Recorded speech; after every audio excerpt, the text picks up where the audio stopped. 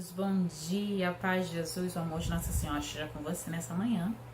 Hoje eu gostaria de partilhar com vocês sobre aquela palavra muito conhecida de todos nós que fala sobre os discípulos de Emaús. Aqueles homens que caminharam com Jesus, que o conheceram, conheciam sua voz, conheciam o seu jeito, conheciam os seus passos. Quando Jesus ressuscita e caminha com eles, eles começam a perguntar para aquele homem para onde tinham levado o Senhor deles, se ele sabia para onde ia, e começaram a manter com ele um diálogo. Tamanho desespero eles tinham dentro da alma deles, que eles não conseguiram enxergar que o homem com o qual eles falavam era o próprio Cristo. Curioso isso. Isso é para nós uma grande reflexão de como a dor nos cega. Como os medos, eles trazem sobre nós uma nuvem que a gente se torna incapaz de perceber as coisas que estão à nossa frente. O óbvio parece algo absurdo. Eles não conseguiram compreender que era o próprio Senhor, porque eles estavam com seu coração temeroso demais. Eles estavam com seu coração aflito. Passava uma série de sentimentos nele, roubaram o nosso Senhor e agora nós estamos sozinhos também, porque agora ele se foi. Muitas emoções dentro daqueles homens. E eu penso que na nossa vida de cristão, quantas vezes não é diferente? Quantas vezes a gente está passando por momentos de aflições, dificuldades, e o Senhor está ali conosco, fala com a gente fala até com Ele, mas como se Ele não fosse Deus. Como se Ele não fosse o nosso Senhor que cuida de nós, que olha por nossas vidas, que estende a sua mão sobre nós, que caminha conosco, que nos sustenta com sua destra vitoriosa.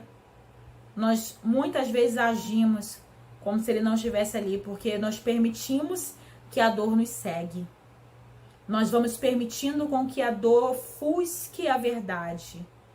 E assim foi com aqueles homens. E assim também tem sido na nossa vida de cristão muitas vezes. Precisamos pedir para o Senhor nos ensinar a lidar com as dores que passamos na nossa vida, porque a vida de cristão não é uma vida somente de glórias. No mundo nós teremos aflições, assim diz o Senhor, mas tende, pois, coragem, porque eu venci o mundo, e esse eu venci é o próprio Senhor nos falando, não sou eu, Renata. E aí nós vamos nos sucumbindo quando as tempestades vêm, e quantas vezes nós pensamos que estamos abandonados e que o Senhor não está lá. Da mesma forma eu lembro quando naquela tempestade o barco dos discípulos começou a balançar naquelas ondas imensas. Um desespero começou a tomar conta do coração deles. E aí eles esqueceram que o Senhor estava lá, dormindo, lá na proa do barco. Ele estava lá. A gente se deixa levar pelos barulhos da tempestade e não se percebe que o Senhor está conosco em todo o tempo.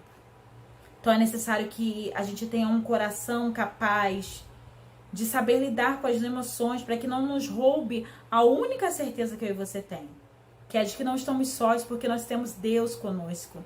Esse Deus que é Pai, esse Deus que é Jesus, esse Deus que é o Espírito Santo, que cuida de nós de diversas maneiras, para que nós possamos não nos sentir só em meio às aflições da nossa vida. Então que a gente possa nessa manhã pedir ao Senhor a graça de retirar as vendas dos nossos olhos, toda a fumaça que obscureceu a nossa visão, tudo isso que foi penetrando em nosso coração e nos trouxe cegueira espiritual, a ponto de não percebermos a presença do Senhor conosco. Mas que nessa manhã você possa ser alcançado por esse amor do Senhor que estende a mão e te fala que você não está sozinho, que você nunca esteve sozinho e que Deus é o Deus que sustenta a sua vida. Um beijo grande, querido irmão. Fica com Jesus e até a próxima, se Deus quiser. Tchau, tchau.